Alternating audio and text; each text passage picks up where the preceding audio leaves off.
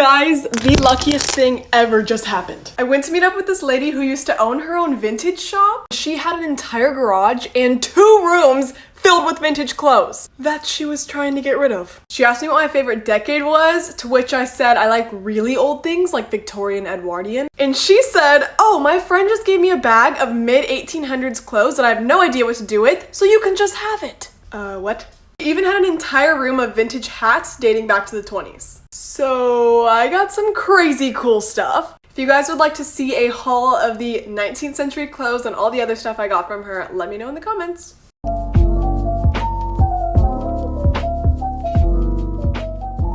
This bag is full of clothes from the 1800s, and we're going to unbox them. These clothes haven't been washed in probably a century. Are you kidding me? It's so fragile I couldn't even hold it up. This is insane. Here it's got a little velvet bow. You can see here how it would have fastened on the inside. And look at all the stiff boning. Oh my gosh, look what I just found. You better believe I'm gonna look this up right now. Oh my gosh, this is so delicate. Okay, this seems to be some sort of an undergarment. It does not smell good, but it's in overall really good condition, especially considering it's well over 100 years old. There's still more, so come back for part 2. Welcome to part 2 of unboxing Victorian clothes from the 1800s. At first thought, I was like, there's no way. This is a costume. These buttons are actually faked out. There's snap closures on the inside. It's got these huge tassels. There's also just this massive piece of metal sewn into the inside that's kind of weirding me out because it serves no purpose. Oh wait, there must have at one point been actually 3 pieces of metal. Oh, this bag is so dusty. I can actually hold this one up without it falling apart. Oh my gosh, look what I just found. At the very bottom, there's a little tag. It's got this. These clothes are making me so itchy. Okay, back to the other bag. What the heck is this? Could have been a mourning cloak? Back then, they used to have certain periods of time for mourning the loss of a loved one. So if it was a cousin or more distant relative, it would have been maybe a couple weeks. Or for a spouse, it could be upwards of a year or 2. And during that period of time, they wore black clothing. If anybody has any information about these garments or how I can preserve them, please let me know in the comments. Today we are going to be trying out a red lipstick from the 1950s. This one is by the brand Tangy, which was actually America's best-selling lipstick in 1940. Why did I just sniff that? This smells like a 70-year-old crayon. And to use it, you'd have to push this little black tab up. She's looking a little crusty. All right, let's swatch it. I'm genuinely so excited. I'm gonna use a piece of paper. I ain't putting this on my skin. This is a gorgeous shade. Sadly, this brand never made it past the 1960s, but this lipstick is stunning.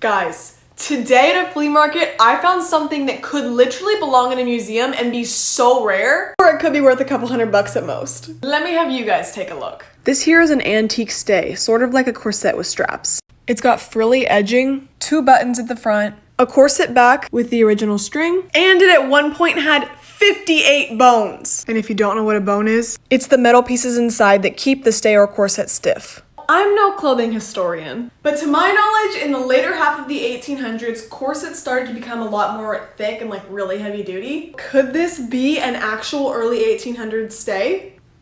Let me know in the comments if you guys think this is real and belongs in a museum, or if it's newer. Oh, and by the way, I paid $10. Inside this tube is a set of 1950s stockings. So of course we're gonna try them on. In the year 1954, women purchased an average of 12 stockings per year, which in total costed about $9. Here's what the packaging looked like. These ones are in shade 415 white. You actually have to push up on the bottom to remove them. Since they're dead stock and have lasted this many years, I don't want to do that. Let's see if we can get them at the top. They're low-key really soft. Got them! I'm not so sure these are my size. They're even labeled at the top of the thigh. All right, let's put them on. Something tells me they're not meant to be worn with a mini dress. And they're falling down since they're not clipped to anything. But overall, they're pretty cute. Today I'm gonna be showing you some crazy cool vintage clothes that I got from a lady that used to own her own vintage store. So the first thing is this 1960s Frost Bros blue leather coat. If you don't know the brand Frost Brothers, it's a super nice quality, expensive vintage brand. Next is this 1940s handmade gown. It gives me such Beauty and the Beast vibes. Okay, this is hands down the cutest 1960s dress I've ever seen. I think it's a kid's dress, but I'm still in love. I also got this little 60s skirt, but it's too small. And this is the dress of my dreams. She's handmade from the 1940s. And the original scarf piece is removable. This dress is everything, and I have no idea when it's from. All I know is I will be living in these pieces from now on. I'm a match, she kerosene. You know she gonna burn down everything. She an arsonist in her pastime, and I've been burned for the last time. Time, whoa. I've been burned for the last time. Whoa. I've been burned for the... A princess? Shut up! Lonely.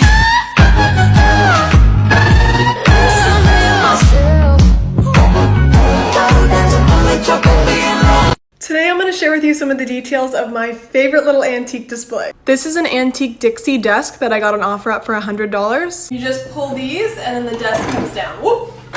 Up top I have my antique phone, a Christmas Carol from 1928, vintage dead stock Fruit of the Loom handkerchiefs, a few vintage lipsticks, 1950s stockings, and in the drawer is where I store some of my favorite slip dresses. I've also temporarily displayed these 1940s heels on top of some vintage dress patterns. We're still moving in, so I haven't really put up any decor or wallpaper yet, but this is how I dream the whole apartment will look.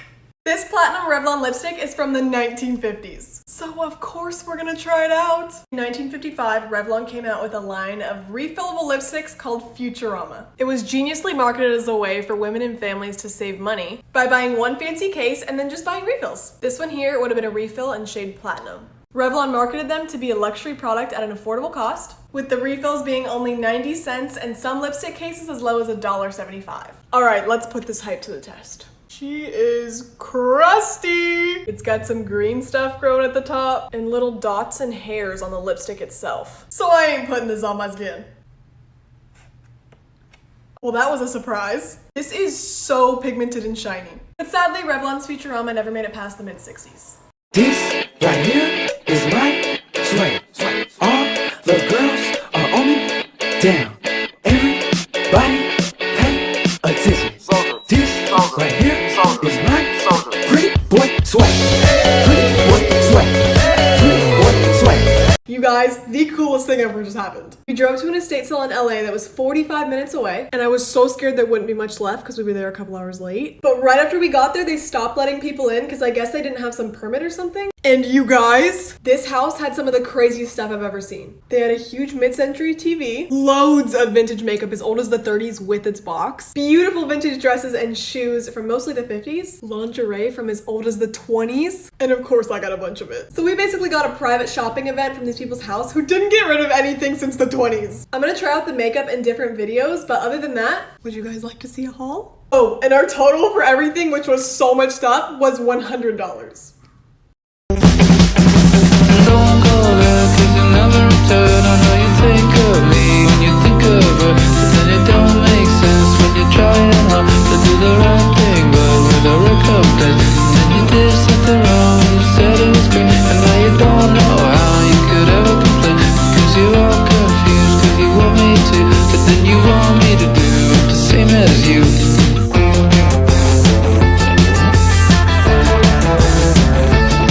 Okay, wait. Did you mean this Jackie O?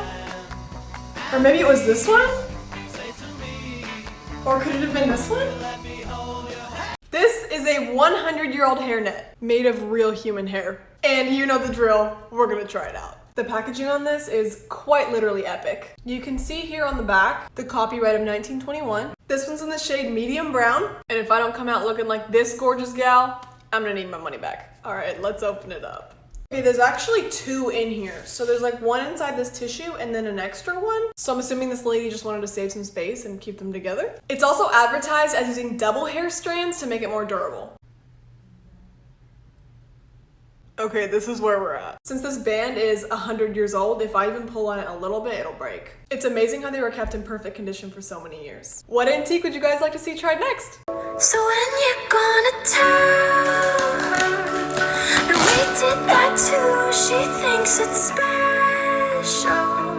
but it's all reused. That was our place, I found it first. I made the jokes you tell to her when she's with you.